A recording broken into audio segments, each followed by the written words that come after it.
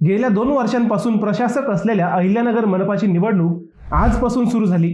आजपासून उमेदवारी अर्ज भरण्यास प्रारंभ झाला। महायुती किंवा महाआघाडी होईल का हा प्रश्न अजून गुलदस्त्यातच आहे। परंतु महायुती व महाविकास आघाडीच्या झेंड्याखालीच ही निवडणूक होईल अशा शक्यता व्यक्त केल्या जात आहेत। अहिल्यानगर मनपाचा इतिहास पाहिला तर शिवसेना, भाजप, काँग्रेस, राष्ट्रवादी अशा सगळ्याच पक्षांना येथे महापौर होण्याची संधी मिळाली। परंतु सध्या राज्यातील बदललेली राजकीय समीकरणे आणि नुकत्याच पालिका निवडणुकात स्थानिक आघाड्यांना आलेले महत्त्व पाहता नगर मनपा निवडणुकीबद्दल उत्सुकता वाढली आहे। काय आहे नगर मनपाचा इतिहास? युती आघाडी खरंच होईल का? हाच विषय आज आपण समजून घेऊयात। नमस्कार, मी अजय आणि तुम्ही पाहत आहात अहिल्यानगर लाईव्ह 24। नगरी राजकारणाचं परफेक्ट ॲनालिसिस। नगर मनपा ही 2003 साली स्थापन झाली। 2023 मध्ये शेवटचे पदाधिकारी कार्यरत राहिले। त्यानंतर गेल्या 2 वर्षांपासून मनपावर प्रशासक राज आहे। मनपाच्या निवडणुका रखडल्याने येथील कारभार हा आयुक्तांकडून सुरू आहे। आता मनपा निवडणुकीचा बिगुल वाजल्याने येत्या काही दिवसात मनपाला नवे कारभारी मिळणार आहेत। तब्बल 7-8 वर्षे निवडणूक रखडल्याने यावेळची निवडणूक चांगलीच रंगतदार होईल असे सांगितले जात आहे। अहिल्यानगर मनपाला यावेळी 3,07,000 मतदार मतदान करणार आहेत। अहिल्यानगर मनपाला 20 वर्षांचा इतिहास आहे। या 20 वर्षात काँग्रेस, राष्ट्रवादी काँग्रेस, शिवसेना आणि भाजप या सर्वच पक्षांना येथे महापौर होण्याची संधी मिळाली। गेल्या 2-3 वर्षात राज्याचं राजकारण बदललं। शिवसेना व राष्ट्रवादी काँग्रेसची 2 शकले झाली। त्याचा परिणाम अहिल्यानगर शहरातही झाला। शिवसेना ठाकरे गटातील अनेक माजी नगरसेवक आता शिवसेना शिंदे गटात दाखल झाले। तसेच राष्ट्रवादीचे झाले।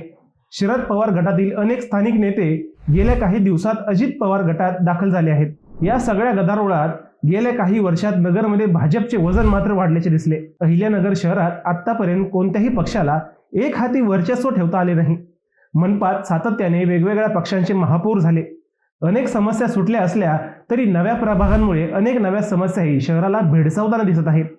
रस्ते, पाणी पुरवठा, घनकचरा व्यवस्थापन, शाळा, आरोग्य, नागरी सुविधा या मूलभूत प्रश्नांवर आजही ओरड होताना दिसत आहे। त्यातच यावेळी अनेक प्रभागांची मोडतोड झाल्याने निवडणुकीत रंगत येणार आहे।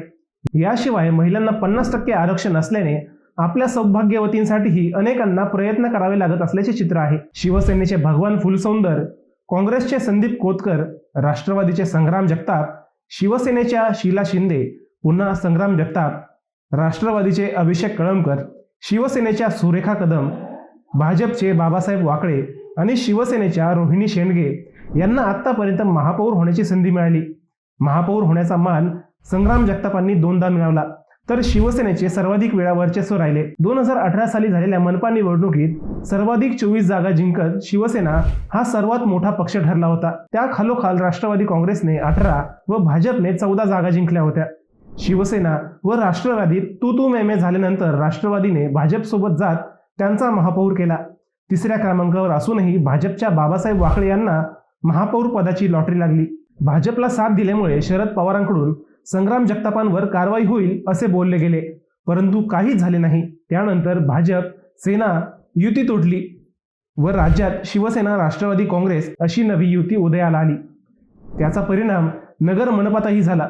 2020 ला राष्ट्रवादीने शिवसेनेला साथ दिली आणि रोहिणी शेंडगे महापौर झाल्या।